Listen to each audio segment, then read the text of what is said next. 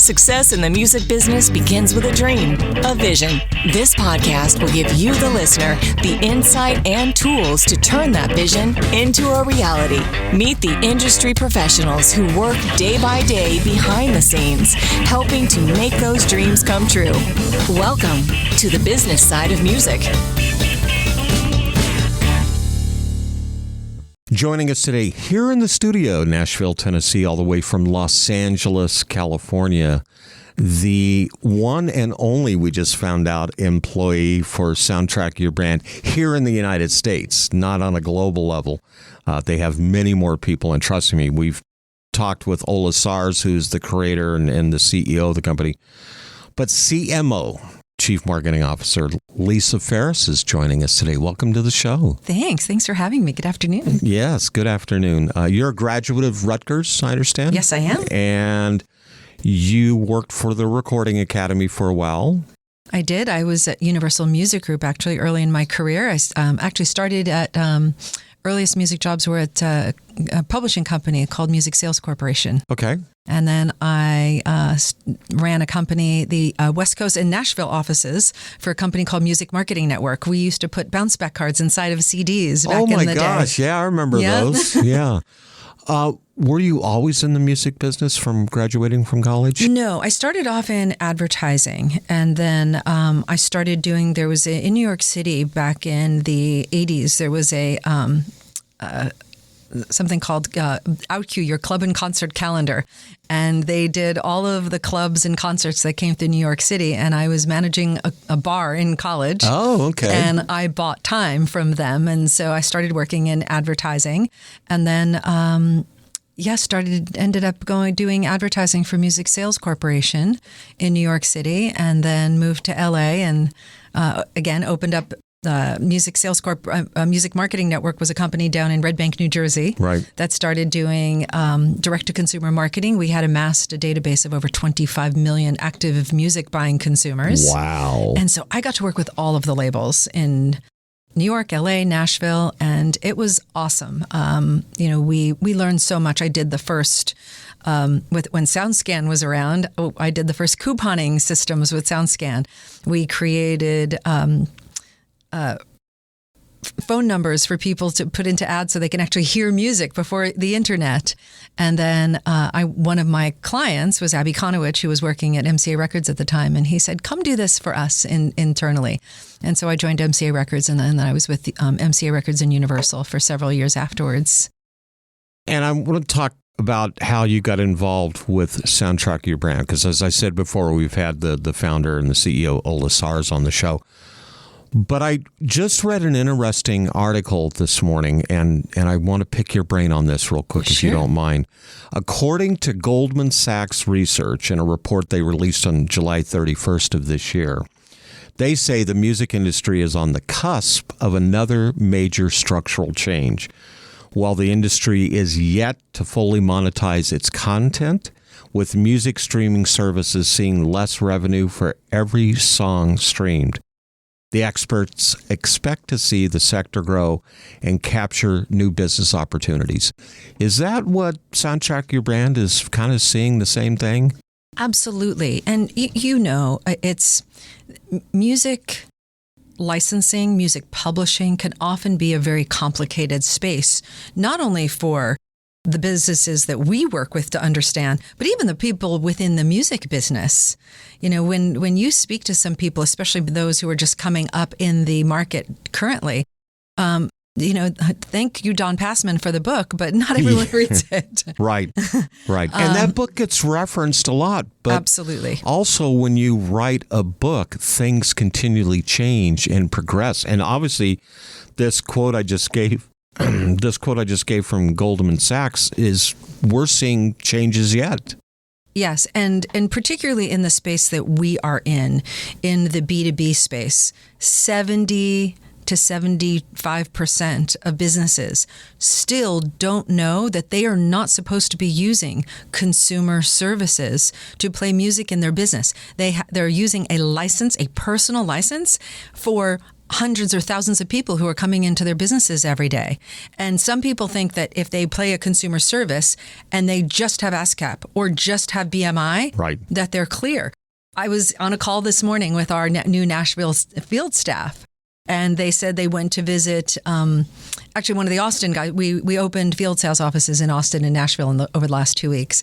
And they went into a business in Austin, and he said, "Oh, I have an ASCAP license." And she said, "Well, how do you know that the artists that you're playing are only ASCAP artists?" And he said, "Well, I don't." He said, "I don't know. I thought I could just use one."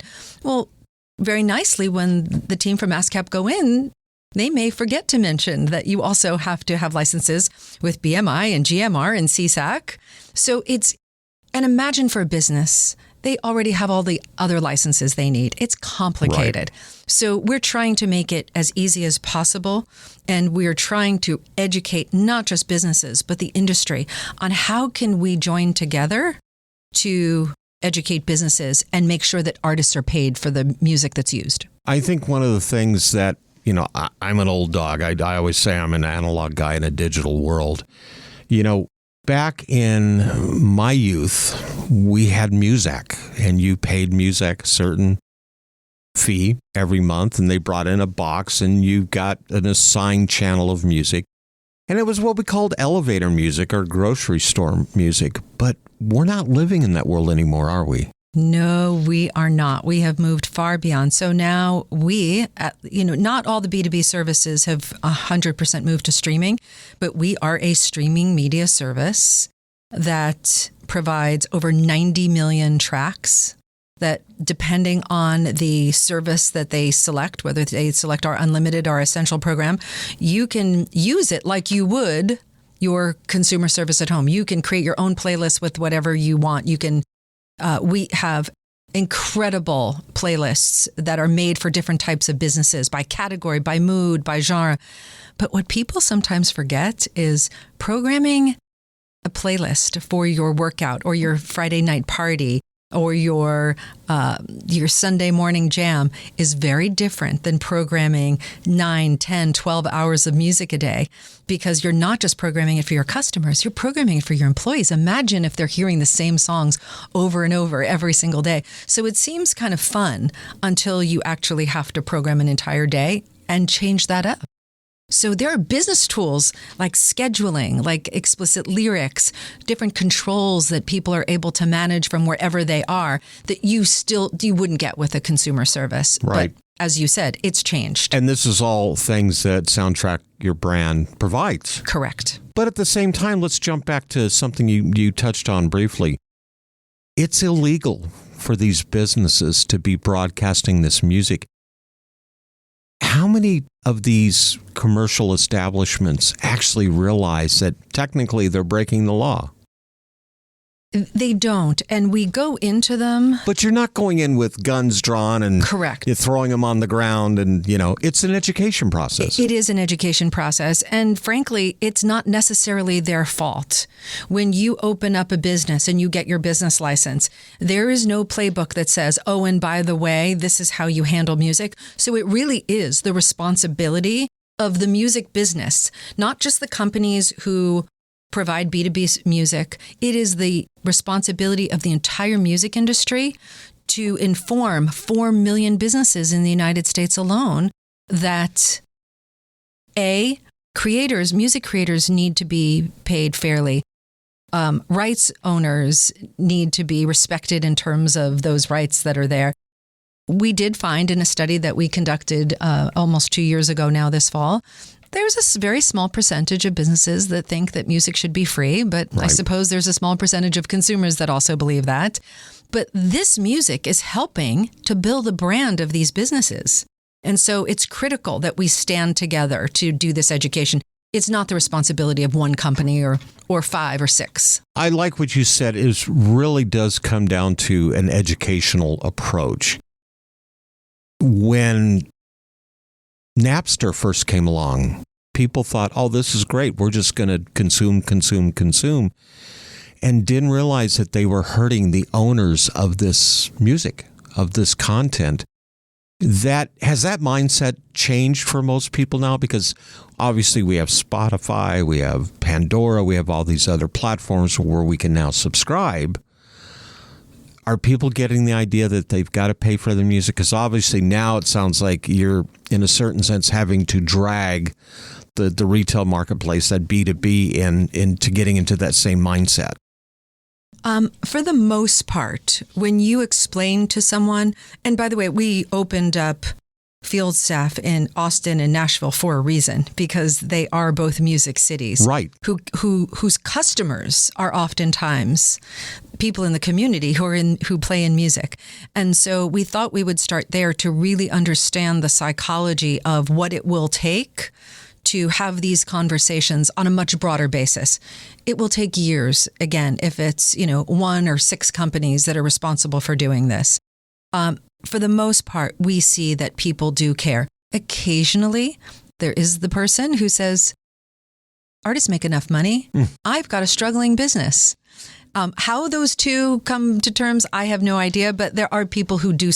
It is not the majority. The majority just need to be educated. I'm sure that the majority of our listeners would probably disagree with an analogy with a very quick nope.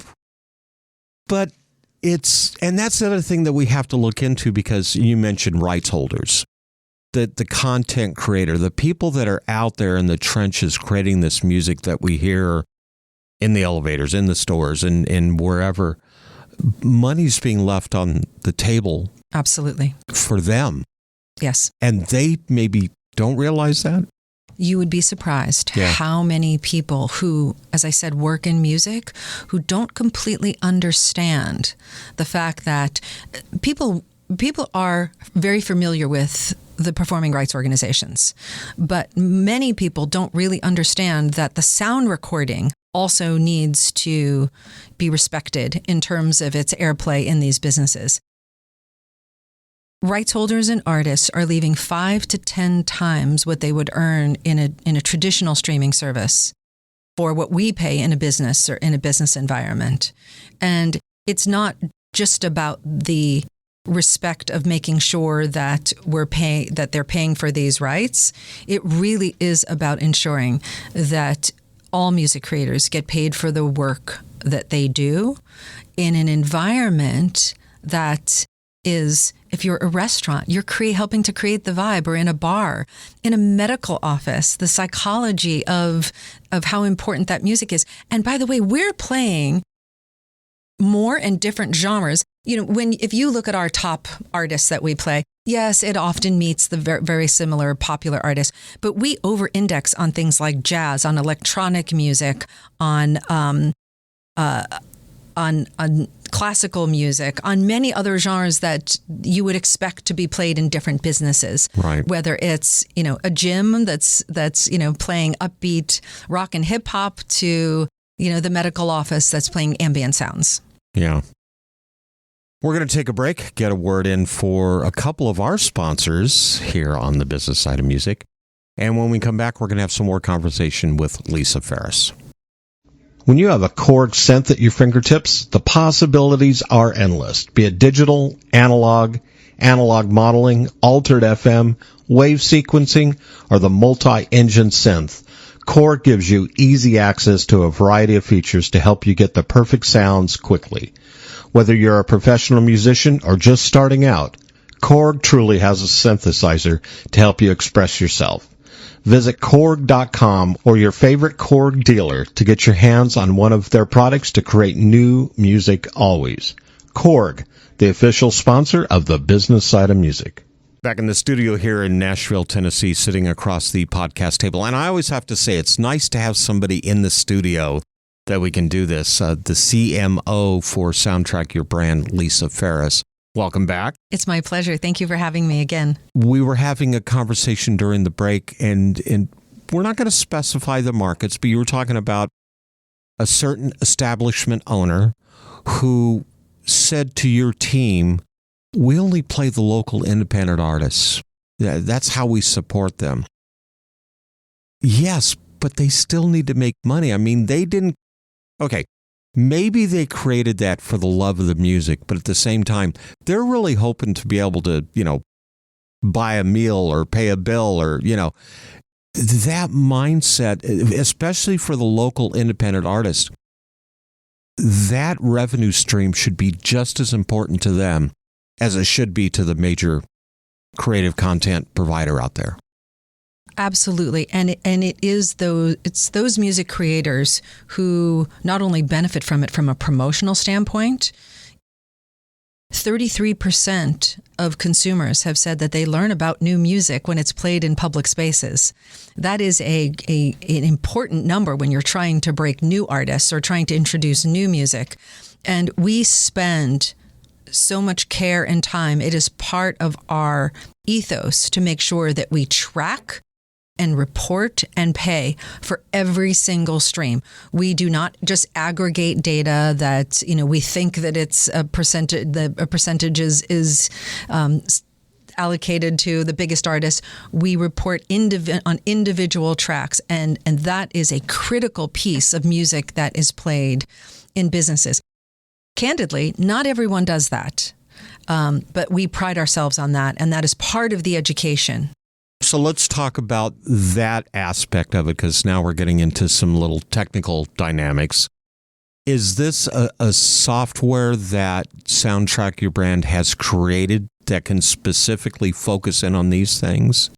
So when you met with Ola earlier, I think that as a founder who started on the consumer music part of the business, he saw how important it was to track on behalf of music creators.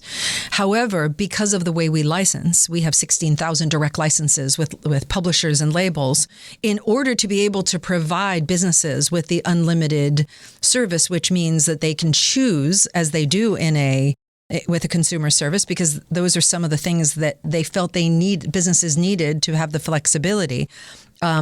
We do not use the statutory licenses that many of the other B2B services use, and thereby we take the time and the investment to make sure that every single piece of music that's played is tracked and reported properly. And I think that's important too, especially, once again, I seem to hone in on the independent artist out there. But if anybody needs help, it's definitely them. Because if you're an established major or even tertiary, secondary record label artist, you've got a team behind you. You literally, Soundtrack Your Brand becomes that team for that artist, that creative person. Yes, correct. And we have promotions on a monthly basis around seasonal music, around new music that's being released. Our playlists get updated. We have over 1,000 packaged playlists for different types, again, moods and businesses and genres. And those are updated monthly. And how do you determine those playlists? Who gets on? So we have an incredible music team. Most of the way that it gets on is that they personally curate, also with a combination of AI, and make sure that they kind of meet the needs and the criteria for these individual playlists. Now, we do featured artist campaigns with labels, majors and independents, who reach out to us and say, we're really trying to promote this as a priority. Now, when December comes, we're doing nothing but holiday music. Right. Holiday music is a critical time of the year, but we also advise businesses to not play holiday music or the same holiday music all day long, because you do have to consider the fact that you have employees. And there's so much more music out there than the traditional songs that you hear on the radio. Right. There's reggae holiday hits, there are country holiday hits, there's hip hop holiday hits. And so to have that mass selection of music that people can play, it's part also of the ethos of their brand. If you're running, a retail shop, a contemporary women's retail shop, you're going to play completely different hits for holidays than you might play at your local Italian restaurant. But they're all equally important to meet the needs and the demands of that season. I know that we have several songwriters here in Nashville, and that's probably being very conservative. We have a lot of songwriters in Nashville. I have one guy who's a buddy of mine who writes nothing but Christmas songs. And that's what he does year round. Now, the majority of his Christmas songs are for Lifetime movies and Hallmark movies, but you seem to forget that the seasonal music, whether it's Christmas or it's Halloween or it's patriotic 4th of July, whatever that modem of having music out there, we sometimes overlook that because the creative person, I just have to write that big next hit. But that's not always the case. Background music can still be profitable. Absolutely. I don't love the term background music. It's funny. I could have called it elevator music. Some of our friends at Columbia Records call it overhead music. I don't know if that's better, but it is. I never want to take away the importance of it because so many people Shazam that song that you hear because they don't know what it is and they love it. So let me ask you, what would you call it then? So I don't offend anybody in the future. You are not offending anyone. We just refer to it as streaming music for business because I will tell you that some of the businesses who today don't know that they can't use a consumer service, it's because some of the antiquated B2B services were still trying to send them CDs and jump drives and deliver it to a box when they're sitting there saying, no, I have it on my phone. It's fine. I really don't need you anymore. Right. I'm just going to plug my phone in. Yes. So we need to take responsibility for that as well, that people weren't really paying attention to this rather important vehicle and businesses acted like consumers and they just started streaming music. And so today it is music streaming for businesses, really. So let's talk about Soundtrack Your Brand for a minute because we've talked about all of the other logistics involved. And like I said, we've had Ola Sars on the show in years past. But let's get up to date. Let's get current. Things have obviously changed within your company too because you're always progressing. I, as an independent artist, come to you and I say, here's my catalog. What can you guys do for me? So we do get those questions, even though we ingest hundreds of thousands of new tracks per year. When we get those requests, we explain to artists that they still need to go through the distribution channels of either a major label, an indie label, or TuneCore or CD Baby in order to upload their music. And then by that, we will get feeds of music into our catalog. And then we will, that's how we're able to report on them through those ISRC codes and tracking every single track that's played. Okay, so I was going to ask you that. There's a certain amount of encoding that they have to do on their end, which is, I talk to a lot of artists and I say, so you got your ISRC codes in? And they're like, what's that? And that's part of that education process too. Yeah, it's critical because otherwise no digital service is able to properly report on any music usage. But if they go through one of these proper channels, they will get those ISRC codes and everything that's needed, including their PROs and how the publishing splits are in order for us to track properly. Because you mentioned Shazam, that is how a lot of people, I like that song. Let me hit my Shazam button on my phone, and that's how they find it. Is the ISRC code part of that component? I don't really know how Shazam works in terms of that, part of the audio recognition.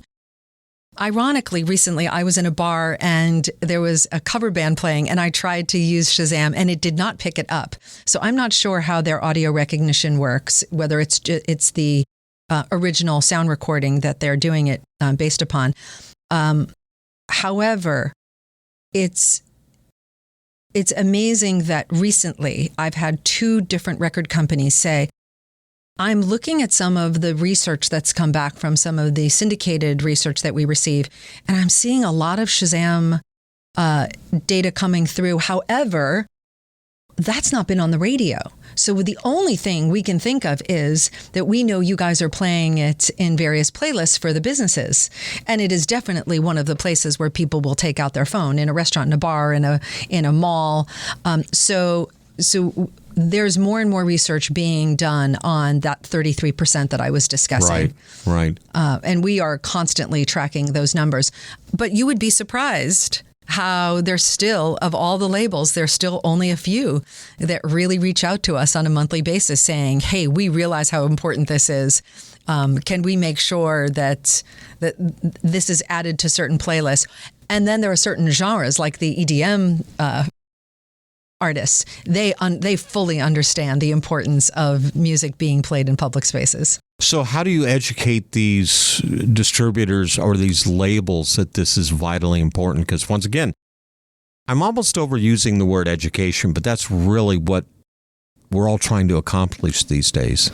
It is one of our initiatives for this fall into the next year is to create a coalition of rights holders, record companies, publishers, hopefully the PROs to join together to properly educate the 4 million businesses in the US and even globally on proper use. Because again, without that, so many people will not be remunerated effectively. Speaking of that, we're going to take a break, get in another word for a couple of our sponsors, and when we come back, we're going to continue to have some conversation with Lisa Farris. Hi, everyone. I'm Larry Butler, and I want to send you a free digital copy of my new book, The Singer-Songwriter Rulebook, 101 Ways to Help You Improve Your Chances of Success. That's right. Everything you need to know to launch your career as a singer-songwriter, all based on my 40 years in the live performance arena, and believe me, I've seen it all.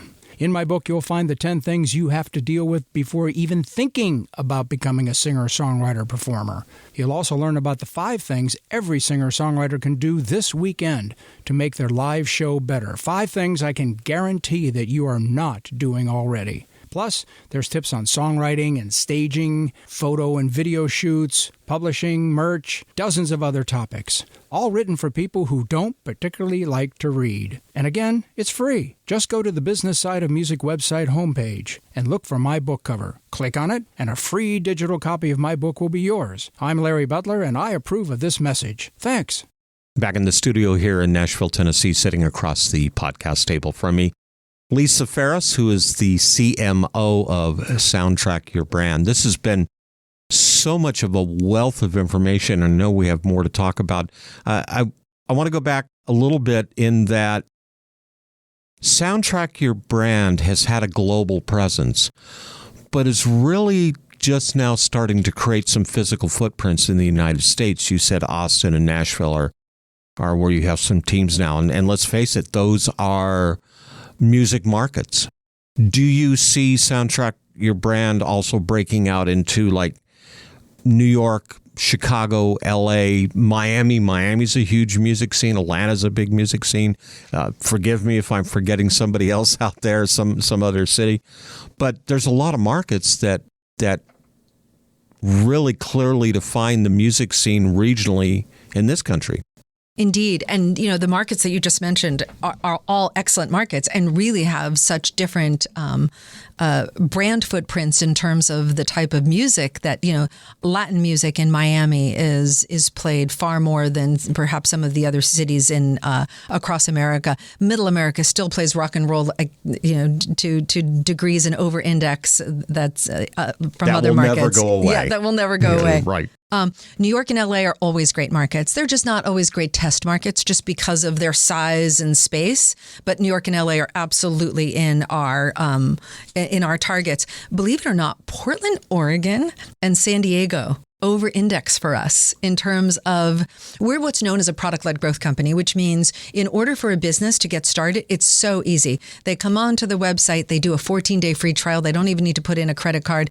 They check out how it works in terms of, is it as easy as using as a consumer service, which it is, but there's so much more. There's explicit lyric filters, which, by the way, an explicit lyric filter in a consumer service environment versus a business environment is very different because it's not just explicit lyrics, it's content. Right. And so if you're providing, we do a lot of schools and malls, and so you have a family-friendly environment, it's also about the topic of that particular music piece. It's not just that they, use an inappropriate word. Yeah, it's not necessarily the 4-letter words, but it's the subject matter that you really have to filter through. Yeah, and we have to do that. That is also part of what family-friendly businesses expect from a commercial music streaming service.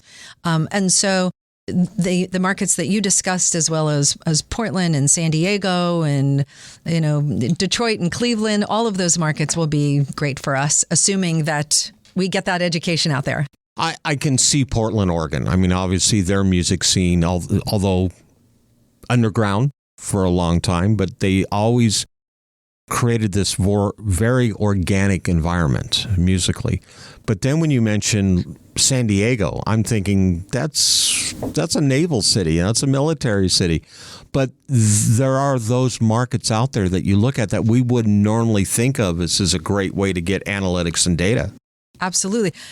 San Diego has an enormous craft beer market. It's a big travel and tourism market. So some of those do exceedingly well in terms of over-indexing for locations in which music is being played. And the importance, you have to remember that one of the reasons why music matters so much, it's in our name. We affect the brand, the experience, and it is a very cost-efficient way for companies and businesses to differentiate their brand by the music that they play. It creates the ambiance. Let's talk about over-index. What is that definition? Of over-indexing by people who play music or by genre? Both. Okay. I'm assuming they're two different things. Yes. So we definitely have markets that, unfortunately, we have experienced are willing to pay for music. Again, back to the education piece. Right. And the reason why we started these field teams in Austin and Nashville is because if you look at globally, we have 66,000 zones that are playing music globally at any given time. If you look at Stockholm, Sweden, which is where our headquarters are, we over-index there in terms of the amount of businesses that play Soundtrack Your Brand in them. And so we started to take a look. We took a step back and looked at, well, if we had boots on the street in each of these markets, can we affect that market? Again, nothing will take the place of the industry saying, we need to pay attention to this. We need to make sure that most businesses understand what the legalities are. That shouldn't be the role of only one company. But having these people on the street, giving them the decals for the windows that say, we proudly support music creators, powered by Soundtrack Your Brand. And they will have ASCAP, BMI, and GMR logos on those labels because we want them to proudly display that they really are doing the right thing. Yeah, exactly. Someone wants to find out more information for Soundtrack Your Brand. Where would they go? SoundtrackYourBrand.com. Oh, easy. And we are there to help. We have an exceptional customer success and sales team who are there to not only work with them on how to get started and how not to, believe it or not, how to plug in their speakers sometimes because businesses with old systems actually do have some challenges. But we take great pride in helping businesses figure out what their sound is. We have an incredible music curation team. The UX on our apps to play music are phenomenal. I mean, we were just with a couple clients yesterday, and it's all drag and drop, and it just makes life easier for the businesses. And so you can actually go into a commercial establishment and create a playlist for them that really fits their demographics. And in turn, that helps them because you get the consumers in, oh, I like that kind of music. I'm going to enjoy my stay here. I would think that's how you're approaching it. Yes. And by the way, a schedule. Think about a business, a hotel that has to create a different atmosphere in different areas of their hotel. The pool bar is going to be very different than the lobby, than is perhaps the restaurant at 5 o'clock in the afternoon, or a restaurant or bar that's open from breakfast until midnight. You're not going to play the same thing at breakfast that you are during lunch rush hour or happy hour or a Saturday night romantic dinner. We have schedules, drag and drop schedules, where you can very easily manage all of that, set it up and really feel comfortable that when those guests walk into your place of your establishment, that they will have a phenomenal experience that matches the investment that you've made in that business. And you understand their demographics, and that's really who you're playing for. Correct. Yeah. That's right. That's great. Can I thank you again for being on the show? This has been wonderful. Thank you. It was a pleasure to be here with you today in person. I'm so glad we could make this happen.